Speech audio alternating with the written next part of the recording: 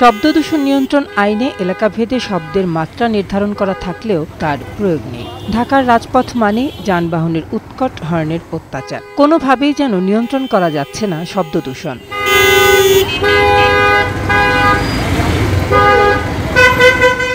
2006 সালের শব্দদূষণ নিয়ন্ত্রণ বিধিমালায় হাসপাতাল, শিক্ষা প্রতিষ্ঠান, অফিস আদালত বা এ জাতীয় প্রতিষ্ঠানের আশেপাশে 100 মিটার পর্যন্ত জায়গাকে নীরব এলাকা বলা হয়েছে। সে এলাকায় যানবাহন চলাচলের সময় হর্ন বাজানো নিষেধ, অথচ বাস্তবতা ভিন্ন।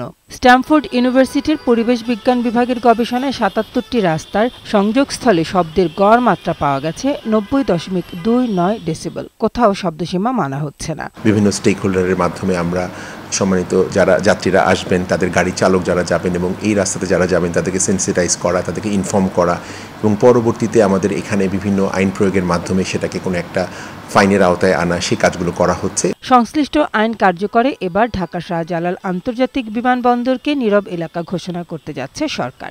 পরিবেশ, বন ও জলবায়ু পরিবর্তন বিষয়ক মন্ত্রণালয়ের উপদেষ্টা সৈয়দা রিজওয়ানা হাসান বলেছেন, পর্যায়ক্রমে প্রতিটি এলাকায় নির্ধারিত শব্দমান মেনে চলতে ব্যবস্থা নেওয়া হবে। বিমানবন্দরটাকে আমরা প্রথমে বেছে নিয়েছি এখানে একটি কর্তৃপক্ষের উপস্থিতির জন্য এবং জায়গাটাকে আমরা একটা সীমিত রাখতে পারবো। এরপরে কিন্তু আমরা ঢাকার 10টা প্রধান সড়ক, কিছু হাসপাতাল, সচিবালয় এইগুলোকে কেন্দ্র করেও ক্যাম্পেইন করব এবং ক্রমান্বয়ে এই ক্যাম্পেইন কিন্তু গোটা দেশেই যাবে।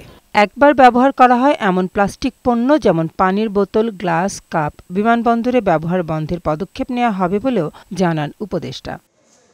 রিতা নাহার, বৈশাখী সংবাদ, ঢাকা।